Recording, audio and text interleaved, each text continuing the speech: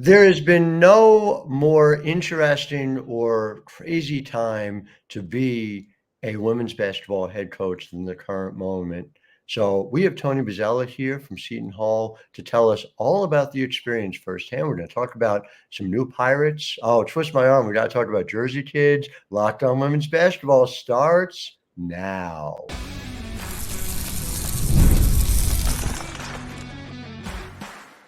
You are Locked On Women's Basketball, your daily podcast on women's basketball. Part of the Locked On Podcast Network, your team every day. Hello and welcome to Locked On Women's Basketball. I'm your host, Howard Megdal, and I want to thank you for making us your first listen every day. Over 200,000 of you showed up in April alone, listening and showing up for us the way we show up for you 6 days a week. You can subscribe to our podcast wherever you get them. Locked On Women's Basketball is on YouTube and everywhere you get your podcasts. And it is not just me, it is the incredible team across the board over at The Next. At thenexthoops.com, we have over 100 reported pieces every month on the game of women's basketball. $9 a month, $72 a year. It all goes to our editors, writers, photographers. Thenexthoops.com. Special offer right now. Sign up and you can get 30% off Rare Gems, my book about 4 generations of Minnesota women's basketball pioneers.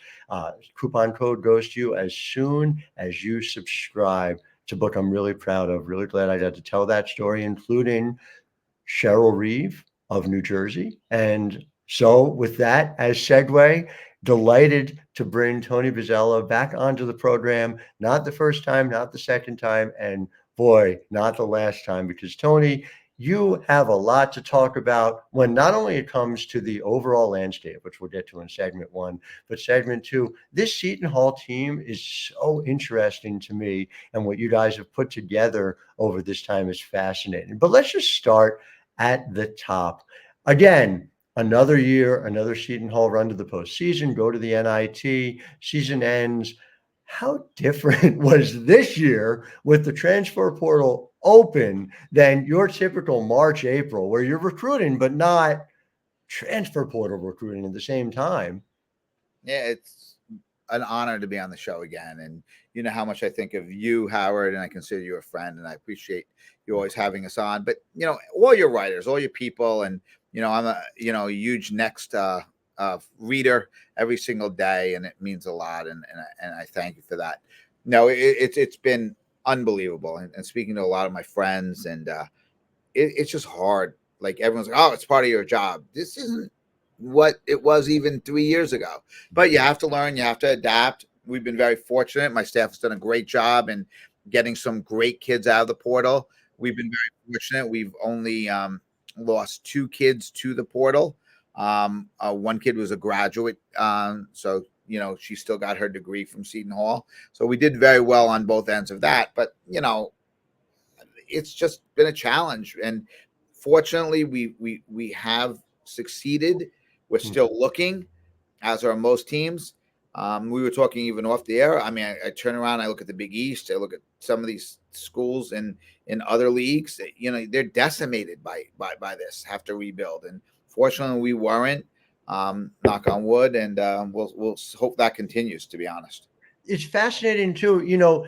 Decimated in some cases, and sometimes decimated and then resurrected, all within the same month. I've talked to and about Brenda Freeze and what Maryland does every year, where some players go out, some players come in, and then they're in the tournament. And you see that as well. But Oregon's a great example. And, people were quick to bury Kelly Graves after, a difficult season out there, but they're heading into the Big Ten, one of the conference winners. And that team, from my view, looks like a team that is able to compete next year now. 100%. And, we'll talk about Brenda. Brenda's done a great job of retooling it. And, we're fortunate that, we actually got a player from Maryland, who graduated, and we'll talk about Faith in a little bit, but Brenda's done a great job and always has. But Kelly, who's a friend of both of ours, people looked at his team in April and they said, wow, he might not win, 10 games. And now you look at his team today and he might be 10th in the country. So this says a lot about Kelly. He's a great coach, a great man. He's someone that I would want my daughter to play for. And I just think before everyone jumps to conclusions on a lot of things, let the dust settle. And not even settle just for this year, but in the future. Like, teams' fortunes change really quickly. So if you're a good coach and you're a good leader, if I remember correctly, Kelly's team was in the Final Four a couple of years ago. He didn't get less smarter. He's done a great job. Some people have done a great job, and I think you have to adapt. You have to be ready. If you don't want to adapt it because you don't like it, then you're going to struggle. I always say this story about Coach K. Years ago, he said, I only want 3 and 4 year guys. Then he went to the Final Four with a couple 1 year guys, and the reporter tried to be very smart. And he goes, oh, I thought you didn't want to, one and done guys. And Coach K turned to him and was very, polite and goes, I want to win. And if I don't adjust, I'm not going to win. Mm-hmm. Now we have to learn to adjust. I might not like it, or we might not like it, but we have to adjust. And we've done a really good job with our staff here at Seton Hall in adjusting.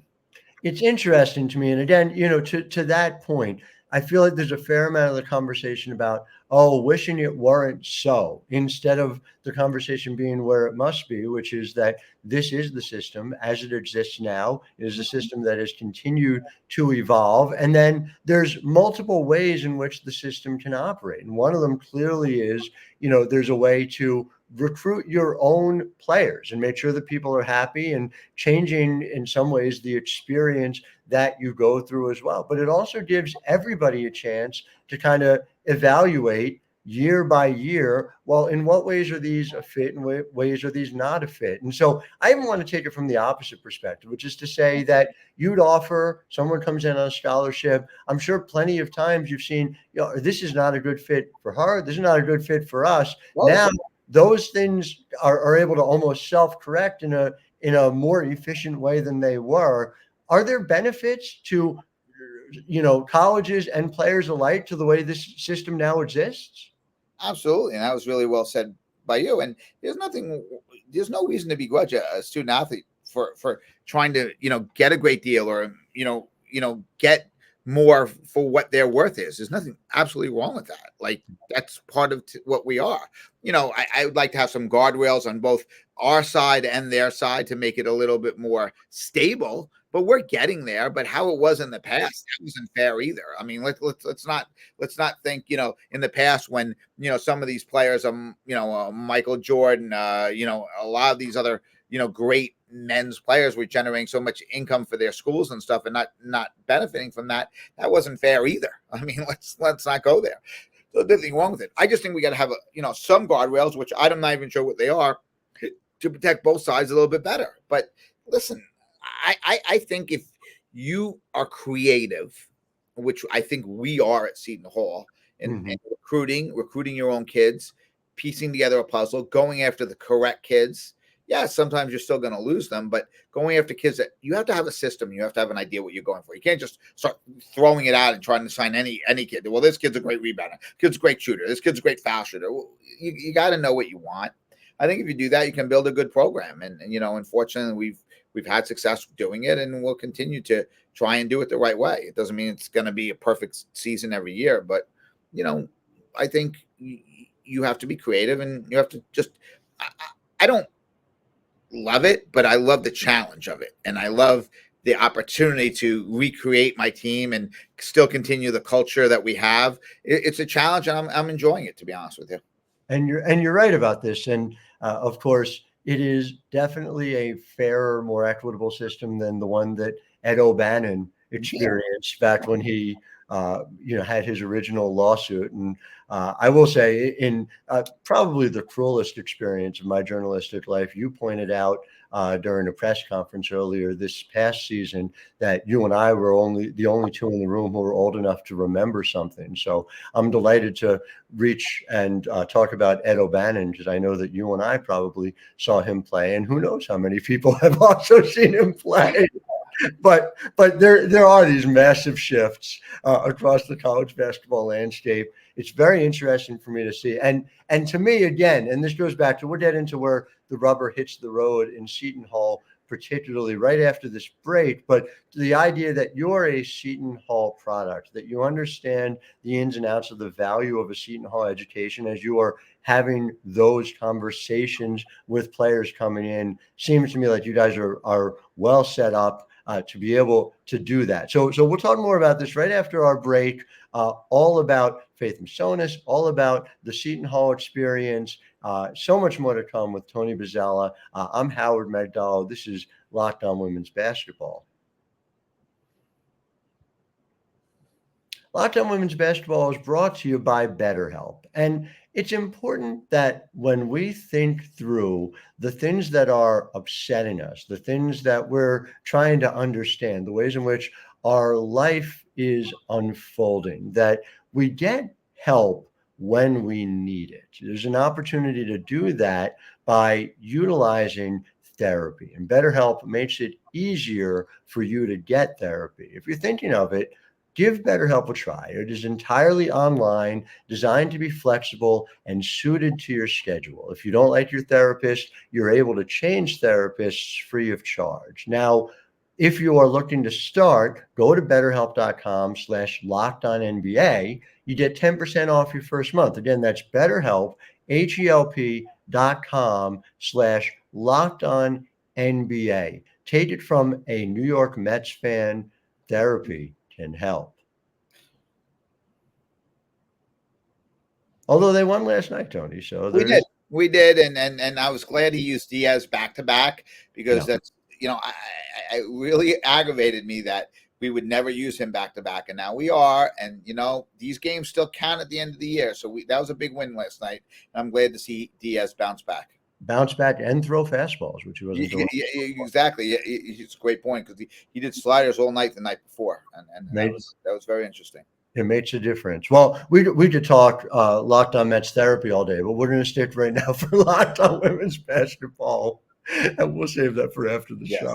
And so when I look at the Seton Hall team, and I want to get into some of the specifics of who you brought in, because as players, they're fascinating to me. But Faith Masonius, and just sort of full disclosure, Faith's mom is a really significant coach in the state of New Jersey. It's a great basketball family. Hope Masonius is going to play Division I as well. Knowing that, and knowing again what Maryland thinks of Faith as well. Faith went and got her degree. What I understand is that this was an opportunity to come and learn from you and your staff, somebody who's always been a coach on the floor, who literally wants to be a coach when she is finished playing.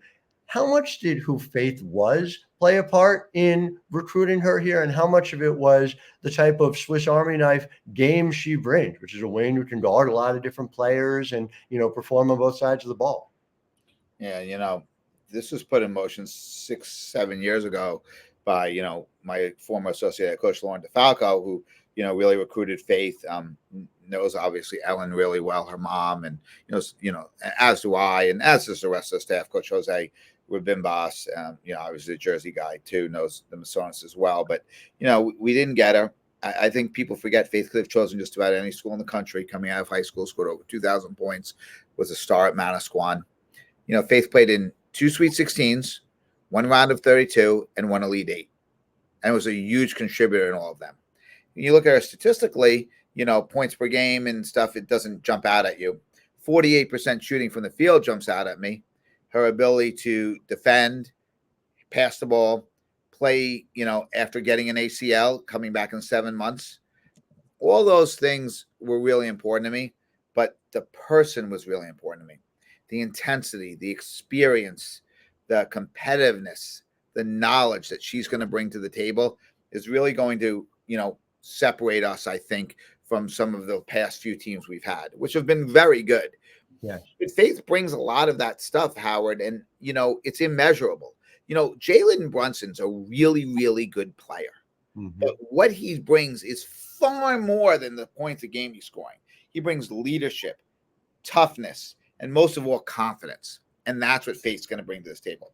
I've recruited a lot of kids here at Seton Hall and some great players and great people. Faith was as important a recruit as I've had here in my 11 years because of where we're at, who we have with a lot of talent, and what she brings to the table. It is fascinating to me. And again, you talked about how her teams consistently win. You can't measure, and Synergy should start to measure this amount of time you are on the floor diving after loose balls, because I don't know that I've seen somebody this side of Ellie Mitchell who gets down on the floor as much as Faith does. And it just, again, speaks to kind of who she is. Everybody is so high on her. When it comes to what you get out of her as a player too, I feel like this is in some ways being undersold, because like you said, I laughed when you said it, she was 7 months removed from an ACL surgery. I mean, it boggles my mind that she's back out there. We know the standard is 12 to 15 months. It is. Is there another level for her recovery to reach as well? Will there be quickness? Will there be, some other things that will allow her to resume the player she was prior to that? Or is it just evolving and figuring out where her body is now? I think it's a combination of both. I do think, she's got to understand her body. She's an older player. She's probably close to 23, if not 23 yet. She's got to learn to do that. But I also think she understands what her role is going to become. Her role at Maryland is one thing. Her role here is a different thing. Doesn't mean all her intangibles won't translate. It was interesting. I was watching the Knicks game last night, and Thibodeau had this to say about Josh Hart. He doesn't get the 50-50 ball. He gets the 30-70 ball. That's what he gets. 30% of the time, people get it. He gets it. That's Faith. Faith's a 30-70. She's not 50-50. 50-50 is easy. She's getting that every time. It's a 30-70 ball that she gets. And those little plays. We were 64th in the net this year. People look at our record, 17 wins. You really weren't. We were right there for an NCAA bid. We're 64th in the net. We didn't beat Villanova, Creighton, and Marquette. And we didn't. We needed to win at least a couple of those games. But we killed UNLV. We played very competitive against Connecticut both times. We lose in double overtime to Princeton. We lose at the end of the game to Columbia. All those games, we were right there. So why? What were we missing? You know what? We weren't getting the 30-70 ball. We get the 50-50s. Got to get the 30-70. We bring in someone who's going to get that. I mean, you talk about the Knicks. I talked about Brunson. How about Josh Hart? Without Josh Hart, the Knicks are nothing. And Faith is going to give us all those things, also taking the new role that she's going to need to do and embracing it. And she's so excited to do it, which I think is a big reason she chose Seton Hall. It is a perfect fit, basketball and culture. And Yes. I am, as a Jersey guy, delighted to see it. As you can imagine. She is, of course, one of many players who we're going to be talking about. We're going to get to see at Walsh Gymnasium, which I will, again, remind my listeners, if you have any opportunity to, as often as you can, go to Walsh Gym. It's historic. It's beautiful. It's a wonderful place to see a game. But I'm struck by Messiah Hunter, who you bring in, who her playing time was scarce at West Virginia. And so it's easy to kind of forget, hey, this was a top 100 kid coming out of high school. This is somebody who I feel like it's sort of like a Tony Bozzella special. Like, she's a big wing, who's somebody who has like an array of different skills. But kind of like take me through what you think she can be for you coming in. First of all, a wonderful young lady. Tragically lost her dad this past fall. Messiah played for 3 different coaches in 3 different years. And usually that means you leave the school. No. She stayed at West Virginia all 3 years. She was recruited by Coach Carey and then played for Dawn and then played for Coach Kellogg this past year, Mark this past year. So, she's really struggled with that. And, and also losing her dad was very, very, very difficult. But she played for played with one of my former players' daughter, Tamika Dudley's daughter, Kendall. And when she went in the portal, Tamika called me and goes, "You need to get this kid." And I'm like, "Well, she goes, "No, you need to get her." So we looked at that. And then on our men's staff, Alamir Dawes' godfather, knew her really well and grabbed me and said, "Listen, we got to make this happen, and I can help you make this happen." And he did. He had a lot of help with that. And the staff really took over after that, and they did a great job of showing Messiah what, role she could play here, which I think is going to be a huge role. But smart, articulate, unbelievably kind woman who I think now, and even speaking to the West Virginia staff recently about her, they all loved her. She just needed a fresh start. That's all. There was nothing bad. It was just hard. She played for 3 different coaches in 3 different years at the same place, but is graduating. So she's going to, do very well here. And we're excited. She's got, I think, one year to graduate here and then have an extra year. So I think she's just going to be a really, really good player for us. I do. And a kid who will fit into our culture really well.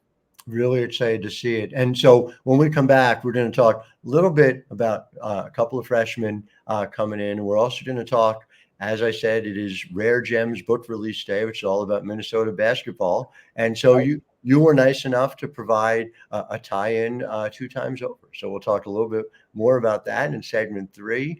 Back with Tony Bozzella of Seton Hall. I'm Howard Megdal. This is Locked On Women's Basketball.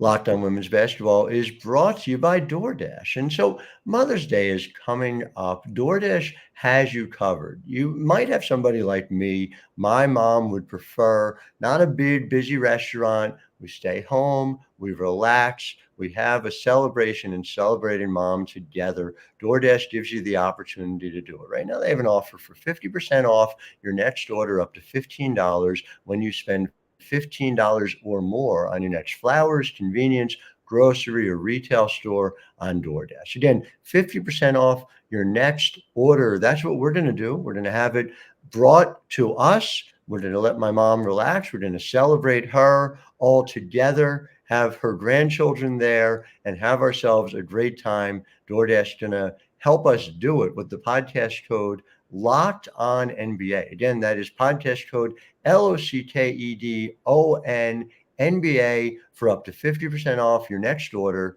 up to $15. Make sure you go order now at DoorDash. I'm not going to tell you what year, Tony, but my mom went to Walsh Gymnasium with my father on a date many, many years ago. And we are all, it holds a special place in all of our hearts to this day. So I will tell you that. Going back quite a ways, X number of years, I will not say so to defer to my mom's wishes on that. But let's talk Minnesota basketball, which is not a thing that we normally do. We end up talking a lot of Jersey. Dawn Plitzuweit, I'd imagine she's got a bone to pick with you these days. If we're talking about JUCO transfer Savannah Jones, who came out of Eden Prairie, Minnesota, or if we're talking about Jacayla Kraft out of Elk River, Minnesota. Take me through where and how that became an area of focus for you guys. Is that just coincidental, or has there been kind of a focus out there to the land of 10,000 lakes?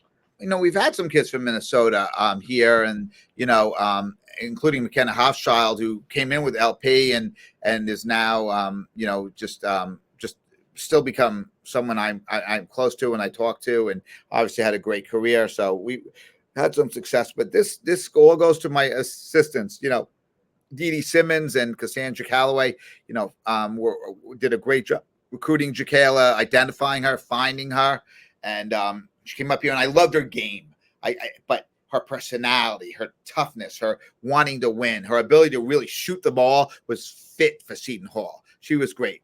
And then we were talking one day to Jacayla after she signed, and we were just talking about, what are you looking for? She's like, well, looking for a forward. She's like, well, I have a friend who played on my AAU team, and she's the one who really put us on to Savannah. And then, Cassandra and Dee did a great job of recruiting Savannah then. Savannah's 2 brothers play in the NBA, Tyus and the other Jones brother. I can't off the top of my head, but they're great guards. But she's going to be a good center for us, a good forward for us, I should say.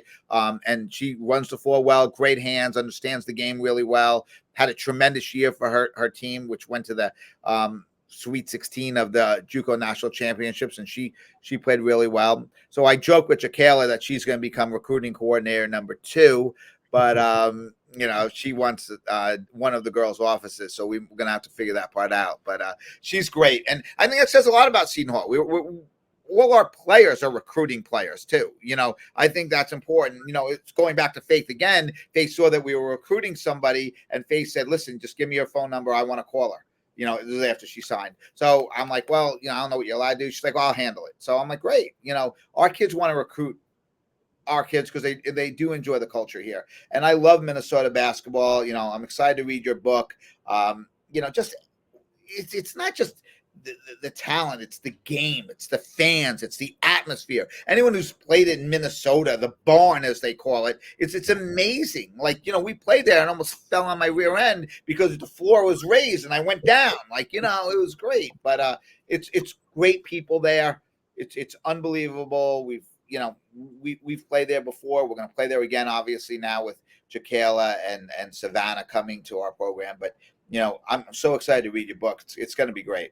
I appreciate that. Yeah, the media seats are perfect because, like you said, the floor is raised a little bit in Williams Arena, and so you're basically eye level to the action. Yeah, exactly. In ways it's dangerous, I think, for coaches, but it is. It's wonderful for media. So it maybe it balances out. I'm glad you guys are going to be going back there too, because it is another historic, remarkable place to see as well. I would be remiss before we sign off for the day to talk about Jada Eads. She is an undersized point guard out of Florida. I feel like I've heard this before as it relates to Seton Hall. Do you have sort of a legacy there when it comes to point guards who are perhaps overlooked because of height alone in ways that are unfair to them? We do. Lauren Park Lane, obviously one of the greatest players to ever play here. Yeah. Tremendous competitor, tremendous, player. Obviously the comparison is going to jump right off the bat. They're both small, they're both diminutive, but they're different. Lauren really developed into the great player that she is, and we want Jada to develop into that great player. Do I think she will? Yes, I do. I think she brings a lot of confidence, moxie, a winning pedigree. Her team won a state championship. She's coached, tremendously in high school. Al did a great job there with the team. And I just think, she's just going to be the next great line of point guards. And she's lucky. She's got Shakina Richardson here, Dee Dee Simmons here, two of the greatest point guards to ever play for Seton Hall. Are going to help mentor her. But she's raised in a way of keep fighting, don't give up, hold yourself accountable. I mean, she's great. I mean, anytime she helped recruit Jaquela. So Jada, so it's really nice. And I'm excited to coach her. We can't wait to get her up here in June. And I think she's just as excited to play for us. I cannot wait to see it all come together. I will just close as a point of personal privilege. I think that we are in a time when it comes to college basketball where relationships will be key and building those over time.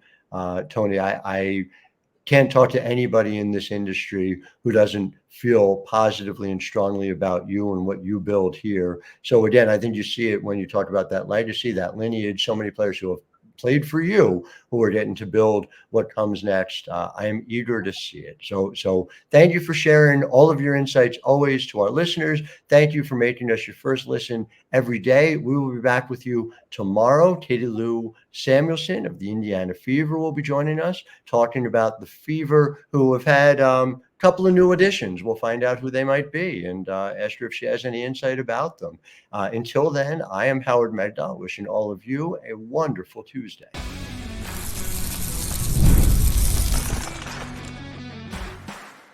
You are Locked On Women's Basketball, your daily podcast on women's basketball. Part of the Locked On Podcast Network, your team every day.